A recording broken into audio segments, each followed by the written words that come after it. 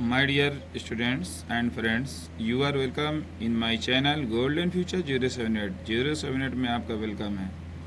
Golden future 078 में आपका welcome है। आज की हमारी टॉपिक है डायरेक्ट एंड इनडायरेक्ट। बहुत पहले मैंने डाइन डाट के कुछ पार्ट दिए थे, आज उसी के आगे जस्ट मैं पार्ट शुरू कर रहा हूँ। तो जो स्टूडेंट्स हमारे इस चैनल को देख रहे हैं, डाइन डाट पढ़ रहे हैं, उनके सुविधा के लिए, उनके बेनिफिशियल के लिए मैंने आज वीडियो बनाई है। तो इसे आप ध्यान से देखेंगे कि इससे पहले मैंने आपको इम्परेटिव सेंटेंस में लेट वाले वाक्य का डायरेक्ट इनडायरेक्ट कैसे बनता है ये मैं बताया था कि लेटस वाले वाक्य का। तो लेट जो है तीन बातों पर डिपेंड करता है। पहला है प्रपोज, प्रस्तावना, दूसरा होता है कमांड, आदेश, तीसरा रिक्वेस्ट। तो लेटस वाले को तो बताया जा चुका है उस पार्ट में। तो जो इसमें छूटा हुआ पार्ट था आज वो मैं कंप्लीट करने वाला हूँ। तो my dear friends and guys students, आप बिल्कुल लाइन पे बने रहिएगा। आज आपको word to word, topic by topic मैं बताने वाला हूँ। तो आइए फिर बिना किसी देरी के हम स्टार्ट करते हैं। लेट सेंटेंसेस पार्ट 8 का होगा कमांड एंड आर्डर। चाहे कमांड हो या फिर आर्डर हो, दोनों की हिंदी होती है आदेश। क्या होती है? आदेश। ठीक, यहाँ पर आप देख सकते हैं मैंने रूल दिया है। रूल ये दिया है कि डायरेक्ट से इनडायरेक्ट बनाते समय रिपोर्टिंग वर्ब सेड या सेड टू को आर्डर्ड में बदल देते हैं।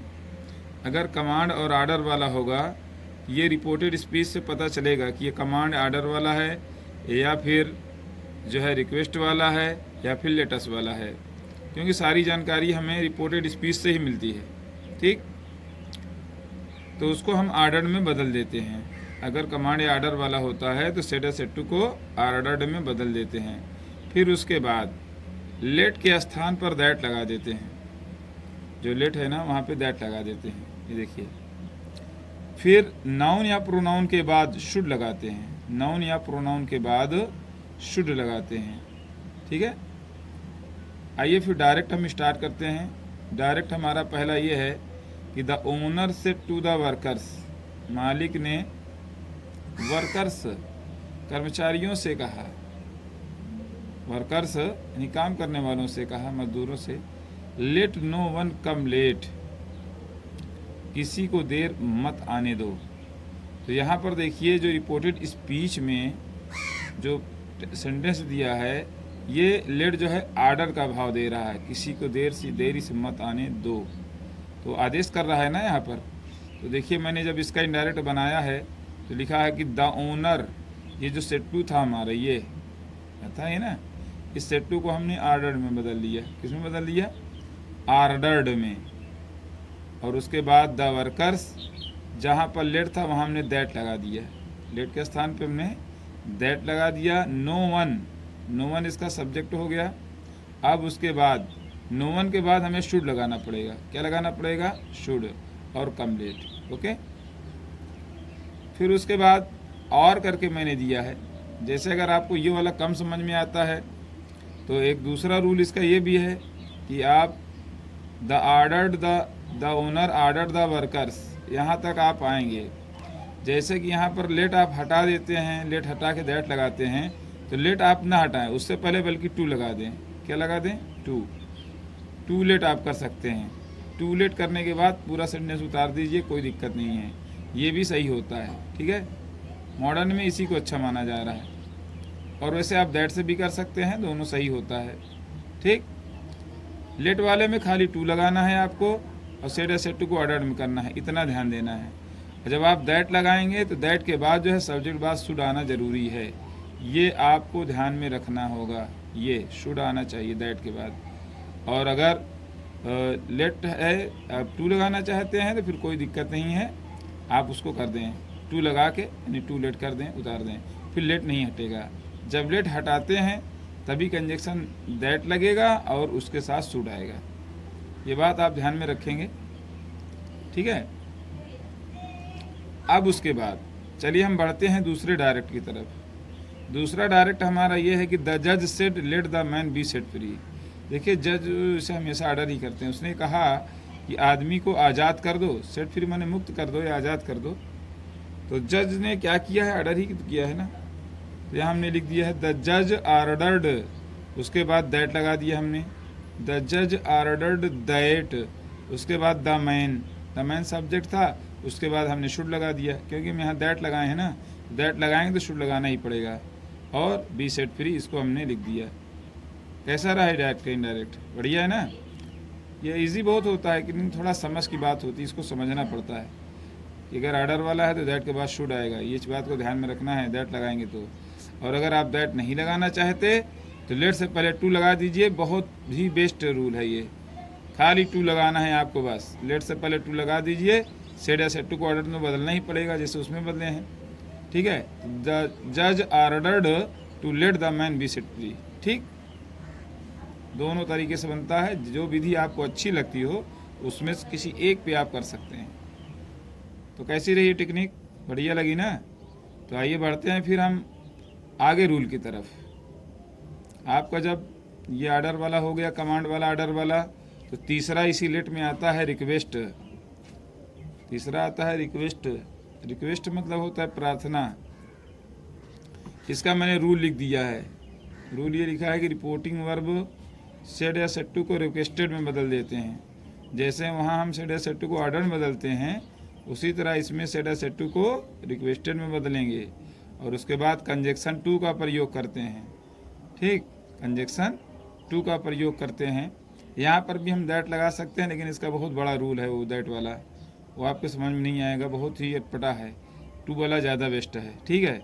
तो इसलिए he said to me let me read, उसने मुझसे कहा मुझे पढ़ने दो।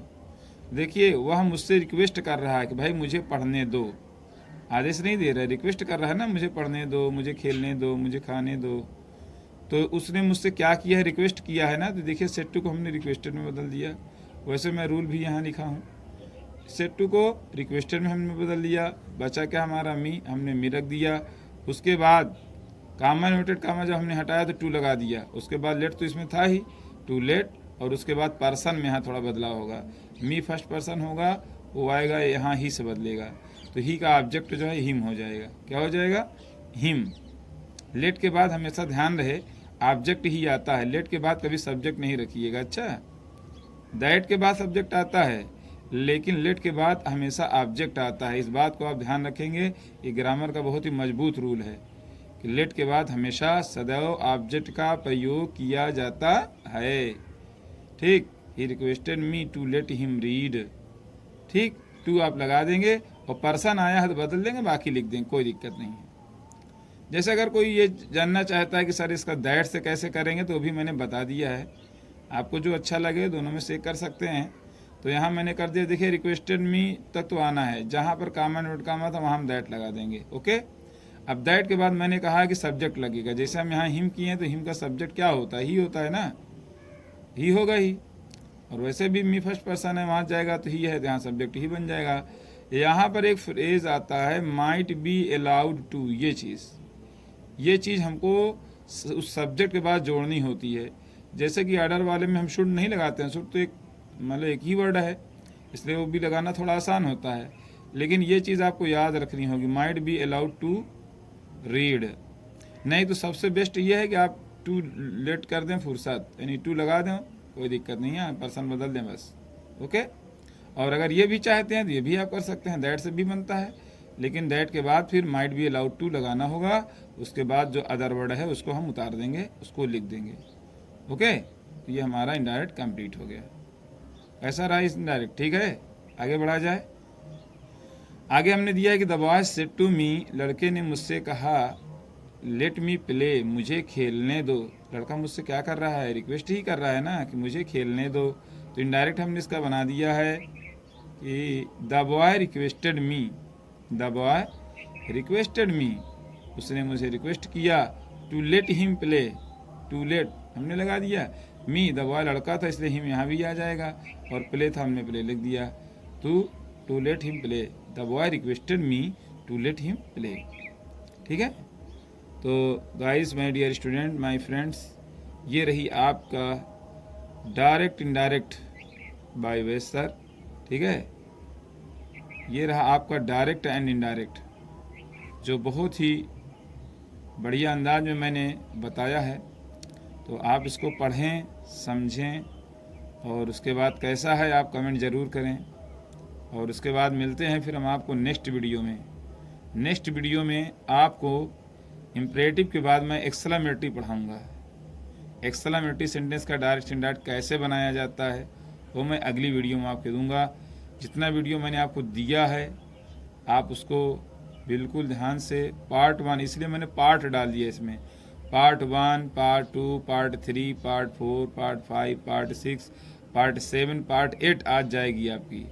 ठीक है, तो इससे आपका सीरियल नंबर बना रहेगा, आपको पढ़ने में कोई भी दिक्कत नहीं होगी। एक के बाद एक क्रम लगा हुआ है, इसमें ये भी नहीं ढूंढना है आपको कौन वाला पढ़ें पहले कौन बाद में पढ़ें। तो मैंने सीरियल नंबर भी दे दिया है कि किस तरह से आपको पढ़ना है, तो आप उसको पढ़ें, उसका फ़ायदा उठाएं।